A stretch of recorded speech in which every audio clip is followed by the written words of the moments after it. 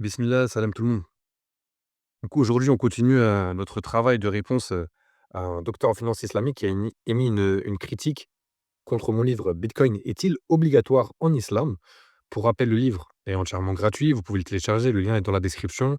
Il fait une soixantaine de pages, il se lit en 2 heures et demie, 3 heures grand maximum, et il vous donnera une compréhension vraiment avancée sur ce que c'est que la monnaie, sur l'histoire de la monnaie, sur la monnaie en islam et sur le rôle que Bitcoin va être amené à jouer dans ce contexte-là. Donc n'hésitez pas à le lire pour vous faire votre propre opinion et puis si ça vous plaît, si ça vous intéresse, également à votre tour, n'hésitez pas à me faire un retour, à me faire une critique.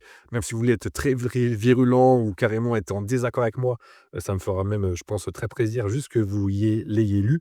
Donc voilà, n'hésitez pas, téléchargez-le, ça me fera vraiment chaud au cœur et puis si ça vous plaît vraiment, et que vous trouvez ça intéressant, de manière, importante. N'hésitez pas à le partager, à des proches qui s'intéressent, sur le sujet également. Je vous remercie d'avance et donc on continue dans notre, réponse. On a déjà répondu dans d'autres vidéos à ce docteur en finance islamique et qui avait établi sa critique en plusieurs points. On a répondu à de nombreux points et là, on va s'attaquer au point, je crois, numéro 6. Donc répondons à son point numéro 6 que je vais vous lire et que je vais vous afficher à l'écran et ensuite on en discutera. Donc bismillah, point numéro 6. L'enrichissement obscène des créateurs. Tu parles d'équité, de justice islamique, de Maqasid al-Sharia, mais tu ne dis rien sur le fait que quelques personnes se sont enrichies de façon absolument disproportionnée sans aucune contrepartie productive réelle. Satoshi et les premiers mineurs possèdent des fortunes colossales. C'est halal juste parce que c'est décentralisé? Vraiment? Bon, on a déjà répondu à cette critique-là. Cette personne a l'air vraiment dérangée par le fait que euh, des gens aient pu s'enrichir avec le Bitcoin et que les premiers à s'être intéressés au Bitcoin ont bah, du coup pu amasser énormément de Bitcoin qui valent aujourd'hui, il est vrai, une fortune. Ça a l'air d'être un point d'incompréhension et qui le bloque. Je vais essayer de répondre à ça. Euh, En islam, on dit il n'y a pas de risque sans risque. C'est une expression, un dicton populaire, on pourrait dire, pour expliquer que si on veut gagner, on veut s'enrichir en islam, si on veut obtenir de la subsistance, de la récompense, si on veut obtenir du gain, du profit, il faut prendre des risques. En réalité, en islam, vous n'avez que 4 manières de vous enrichir, de manière, licite. La première, c'est par le travail, en travaillant de manière dure dans un secteur, halal avec les bonnes intentions et là, vous pouvez vous enrichir, gagner de l'argent et c'est très bien, c'est même, une bonne action. Vous pouvez, également vous enrichir de 2 manière en investissant et en prenant des risques. Si vous investissez dans une entreprise, si vous investissez dans la boulangerie de votre cousin, dans le garage de votre petit frère et que vous allez mettre de l'argent dans ces entreprises, vous prenez un risque. C'est pas vous qui allez travailler, c'est les entrepreneurs qui vont travailler pour vous mais c'est votre capital que vous allez investir avec le risque de le perdre. Parce que si c'est boulangerie, ce garage, peu importe, vient à faire faillite, vous aurez perdu votre argent. Par contre, si ça devient des succès commerciaux, eh ben, vous allez gagner beaucoup d'argent. Donc, on peut s'enrichir en islam par le fait de prendre des risques. Troisième manière, on va pas développer plus que ça, c'est par l'héritage. Si vous héritez la suite, suite au décès d'un proche, bah, vous allez toucher une partie de l'héritage, très bien, c'est conforme, c'est tout à fait normal, c'est prévu par l'islam et c'est même extrêmement bien organisé en islam. Et puis, la quatrième manière de toucher de l'argent de manière totalement halal, de s'enrichir de manière totalement, en tout cas obtenir de l'argent en islam, c'est par le don. Quelqu'un vous fait un don, une sadaqa, tout simplement. Et donc nous, ce qui nous intéresse, pour, répondre dans cette vidéo, c'est le point numéro 2 et le point numéro 1. Si on s'enrichit en travaillant ou en prenant des risques, il n'y a aucun mal à cela. C'est ce qui s'est passé avec la première génération de bitcoiners. La première génération de bitcoiners s'est enrichie en travaillant et en prenant des risques. Satoshi a travaillé très dur pour, créer ce réseau décentralisé qui est aujourd'hui utilisé par des millions de personnes, qui a un impact positif sur la vie de millions de personnes et donc, en fournissant ce travail, il est normal qu'ils reçoivent, une récompense et donc il y a aucun mal au fait qu'ils s'enrichissent. Le cas de Satoshi est vraiment très particulier, le fondateur du bitcoin, on en parlera parce que c'est quelque chose qui aussi, je le vois dans les commentaires, suscite de l'interrogation, mais comment ça se fait qu'on ne le connaisse pas, qu'il soit aussi, mystérieux et cetera?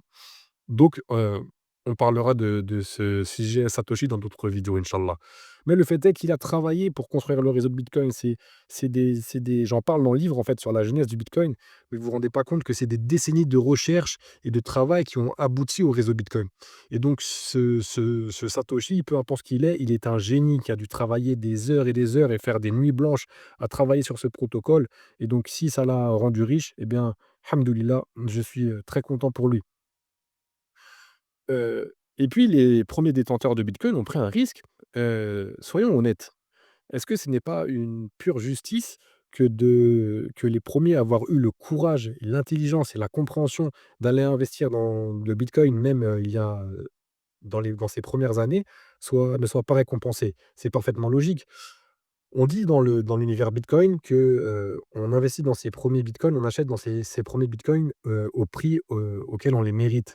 C'est-à-dire que en gros, les plus intelligents, les plus curieux, les plus ouverts d'esprit et puis aussi, peut-être les plus courageux, les plus aptes à prendre des risques pour investir dans le bitcoin et ben, eux ont eu la chance de découvrir, cet écosystème en 2013, en 2014, en 2015.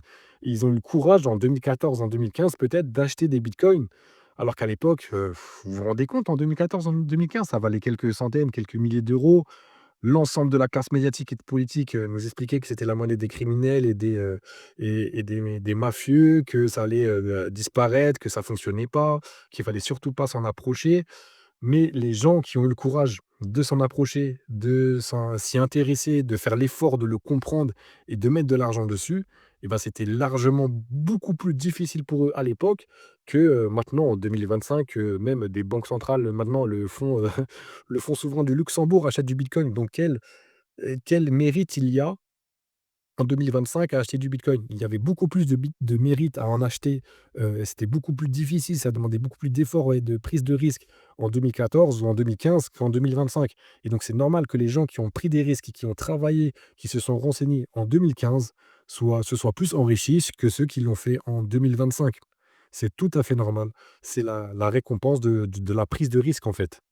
Donc, voilà, je crois que j'ai pas grand-chose d'autre à dire, sur ce sujet-là. Mais je pense que c'est un sujet qui reviendra, donc j'aurai peut-être d'autres angles d'approche pour expliquer cette, question qui fait que pourquoi des gens se sont énormément enrichis avec le bitcoin. Pour moi, il y a rien de d'illogique, en fait. C'est comme dire un fondateur, d'une entreprise, à un inventeur qui qu'il est qui s'enrichit avec son invention et c'est pas normal. Si j'invente une invention qui va, permettre d'être, extrêmement répandue, dans l'humanité et de faire fructifier l'économie, c'est normal que je m'enrichisse avec. Si je suis le premier à croire dans le projet d'un entrepreneur un petit peu fou qui a envie de révolutionner, tel ou tel marché et que je suis le seul à croire en lui et à mettre de l'argent dans son entreprise dès le début, c'est normal que je m'enrichisse beaucoup plus que ceux qui viendront à investir à leur tour, 10 ans plus tard, une fois que la société sera, bien installée et bien solide, bien engagée. Donc ceux qui prennent le plus de risques, ceux qui font le plus d'efforts, qui travaillent le plus dur sont les plus récompensés. C'est complètement conforme avec notre éthique. Il n'y a aucun mal à cela, à ce que des gens, se soient enrichis, en investissant dans le bitcoin, dès le début. Et donc, voilà ma réponse à cette argumentation. Mais si c'est un sujet qui vraiment, turlupine beaucoup de monde, j'essaierai encore d'y répondre en apportant d'autres manières de voir les choses et peut-être que ça vous aidera à y réfléchir. En tout cas, si vous trouvez que c'est utile de débattre de ce sujet-là, d'amener le sujet du bitcoin, dans la communauté musulmane, n'hésitez pas à vous abonner, à partager ces vidéos, à donner un petit peu de force. On se revoit très bientôt pour une prochaine vidéo, Inch'Allah. Salam.